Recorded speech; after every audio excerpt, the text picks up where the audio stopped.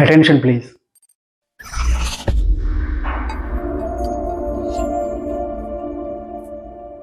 ఏటా క్రమం తప్పకుండా ఉద్యోగ నియామకాలు జరిపే వ్యవస్థల్లో బ్యాంకింగ్ రంగం ఒకటి. యూపీఎస్సి స్టాఫ్ సెలక్షన్ మాదిరిగా ఒక షెడ్యూల్ ప్రకారం క్లరికల్ ప్రొబేషనరీ ఆఫీసర్ పోస్టుల్ని ఈ బ్యాంకింగ్ రంగం తీసుకుంటూ ఉంటుంది. ఇది ఏటా జరుగుతూ ఉంటుంది.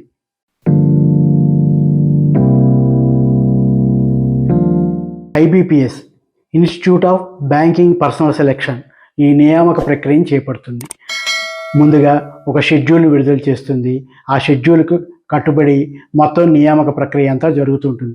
మొత్తం అంతా సజావుగా జరిగేందుకు, ఎలాంటి లోటుపాట్లు లేకుండా జరిగేందుకు ఐబీపీఎస్ కట్టుదిట్టమైన చర్యలు తీసుకుంటుంది.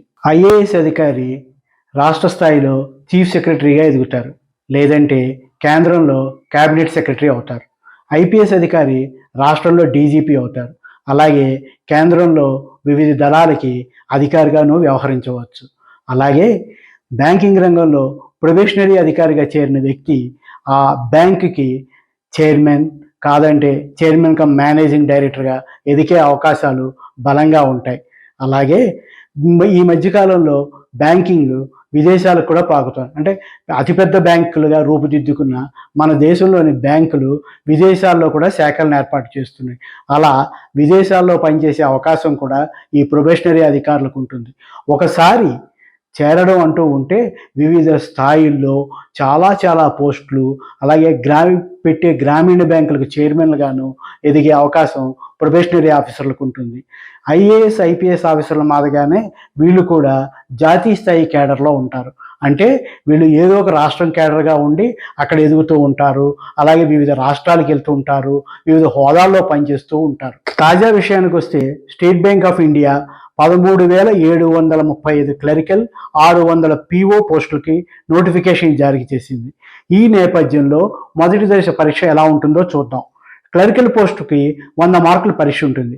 English, numerical ability, reasoning ability నుంచి ప్రశ్నలు అడుగుతారు. పీఓ పోస్టుకు ఇదే మాదిరిగా కొద్దిగా ఉన్నత స్థాయిలో ఎగ్జామ్ ఉంటుంది. తేడా అల్లా న్యూమరికల్ ఎబిలిటీకి బదులు క్వాంటిటేటివ్ ఎబిలిటీ ఉంటుంది. న్యూమరికల్ ఎబిలిటీకి, క్వాంటిటేటివ్ ఎబిలిటీకి మ్యాథ్స్ ఆధారం. అయితే ఈ రెండిటికి తేడా ఏంటి అన్నది ఒకసారి తెలుసుకుందాం.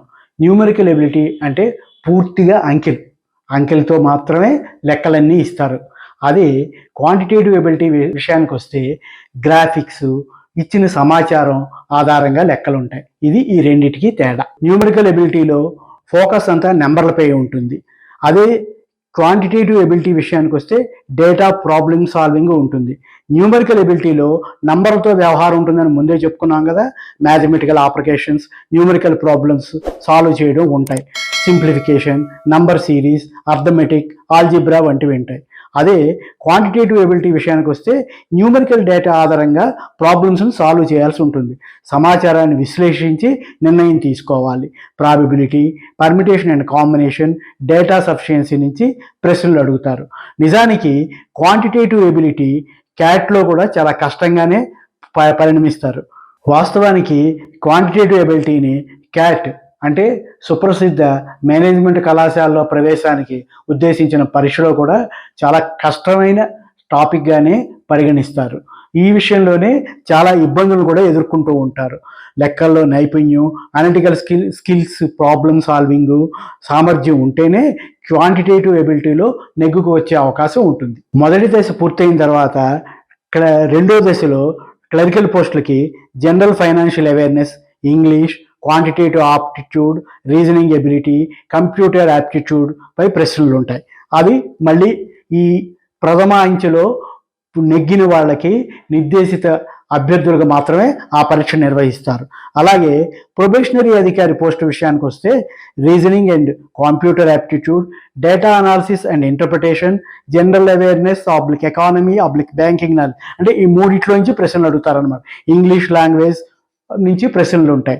ఇంకా చివరిగా ప్రొబేషనరీ ఆఫీసర్లకి డిస్క్రిప్టివ్ పేపర్ కూడా ఉంటుంది. ఇదంతా రెండో దశకు సంబంధించిన విషయం. క్వాంటిటేటివ్ ఆప్టిట్యూడ్ అండ్ రీజనింగ్కి సంబంధించి ఎస్ చాంద్ లేదా ఆర్ఎన్ అగర్వాల్ లేదా అరుణ్ శర్మ లేదంటే పాండే పుస్తకాలను ఫాలో అవ్వాలి. ఇంగ్లీష్ లాంగ్వేజ్కి సంబంధించి Wren and Martin, Arihant publications, S Chand publications మంచివి. అలాగే జనరల్ అవేర్నెస్కి మనోరమ ఇయర్ బుక్తో పాటు సిఎస్కే, జీకే కోసం రెగ్యులర్గా ఇంగ్లీష్ దినపత్రికలు చదవాలి. బ్యాంకింగ్ అవేర్నెస్కి సంబంధించి అరిహంత్ పబ్లికేషన్స్ చాలా మంచి మెటీరియల్ని అందిస్తోంది. ప్రిపరేషన్ విషయానికి వస్తే ముందు ప్రతి సబ్జెక్టు విషయంలో చాలా జాగ్రత్తగా టాపిక్స్ ఏమున్నాయో పూర్తిగా తెలుసుకోవాలి. వాటి మీద బేసిక్స్తో సహా మొత్తం అంశాల మీద పట్టు సాధించాలి. ఆ తర్వాత ప్రీవియస్ క్వశ్చన్ పేపర్స్ని సాల్వ్ చేయాలి. ఆ సాల్వ్ చేసే క్రమంలో తప్పులు ఏమైనా జరిగితే వాటిని పదే పదే చేయాలి. తర్వాత టైం మేనేజ్మెంట్ చాలా ముఖ్యం. ప్రతి సబ్జెక్టుకి పరీక్షలో మాదిరిగా టైం నిర్దేశించుకుని ప్రాక్టీస్ చేయాలి. అప్పుడు ఎన్ని చేయగలుగుతున్నాము అన్నది తెలుస్తుంది. అప్పుడు టైం ఎంత పెంచుకోవాలో తెలుస్తుంది. అలాగే జనరల్ నాలెడ్జ్కి సంబంధించి ఒక్క రోజులో అంతా పట్టుబడదు. అందుకని ఏం చేయాలంటే ఒక సంవత్సరం అదే పనిగా ప్రతి ఇంగ్లీష్ పత్రికని జాగ్రత్తగా మన సబ్జెక్ట్లో ఏం అడుగుతారు అంటే, ఉదాహరణకి బ్యాంకింగ్ విషయాలన్నీ బిజినెస్ పేజీలో ఉంటాయి. జనరల్ నాలెడ్జ్ విషయాలు తర్వాత లోపల పేజీల్లో ఉంటాయి. ఏ పేజీల్లో ఏ అంశాలు ఉంటున్నాయో చూసి రాజకీయాలని పక్కన పెట్టి మిగతా జనరల్ నాలెడ్జ్ విషయాలని ఒక క్రమం తప్పకుండా నేర్చుకుంటే దాని మీద పట్టు లభిస్తుంది. అప్పుడు ప్రశ్న ఎట్నుంచి ఎటు అడిగినా తెలుస్తుంది. అంతే తప్ప ఒకేసారి ఆ ప్రశ్నకి జవాబు బట్టి పట్టడం అంటూ చేస్తూ కుదిరితే అది ఏ రకంగా ఆ ప్రశ్న ఉద్భవించింది అన్నది తెలియదు. దానికి ముందు సమాచారం తెలియదు, దానికి వెనక సమాచారం తెలియదు. ఫలితంగా మనం ఇది చదవలేదే అన్న ఇబ్బంది ఏర్పడుతుంది. అలా కాకుండా ప్రతి అంశాన్ని ఒక అంచెగా చదువుకుంటే చాలా బాగుంటుంది. ఉదాహరణకి వింబుల్డన్ గురించి తెలుసుకుందాం. వింబుల్డన్ ప్రారంభానికి ముందే దినపత్రికలన్నీ ఏం చేస్తాయంటే ఇంతకుముందు జరిగిన వింబుల్డన్లు, అప్పట్లో సాధించిన వ్యక్తులు, ఎవరు ఎలా ఉన్నారు, ఏ దేశం వాళ్ళు ఎన్ని పథకాలు పట్టుకెళ్ళారు, ఇలాంటి వివరాలన్నీ ఉంటాయి. అలా వ్యక్తిగత స్కోర్లు తెలుస్తాయి, వ్యక్తిగతంగా వాళ్ళు సాధించిన విజయాలు తెలుస్తాయి. ఆ తర్వాత యాక్చువల్ పోటీలప్పుడు ఎవరి మీద తాళపడుతున్నారు, ఎవరు నెగ్గుతున్నారో తెలుస్తుంది. అంటే ఒక వింబుల్డన్ గురించి తెలుసుకోవాలంటే అది జరగడానికి 10 రోజుల ముందు నుంచి దినపత్రికలు తిరిగి తెస్తేనే వింబుల్డన్ విషయంలో ఒక పట్టు లభిస్తుంది. అందులో క్వశ్చన్ రావచ్చు, రాకపోవచ్చు, కానీ అడిగితే తడుముకోవాల్సిన అవసరం ఉండదు. ఇలాంటి విషయాలను జాగ్రత్తగా చూసుకుంటూ ఒక పద్ధతి ప్రకారం ప్రాక్టీస్ చేస్తే చాలా మంచిది. విజయానికి చేరువవుతారు.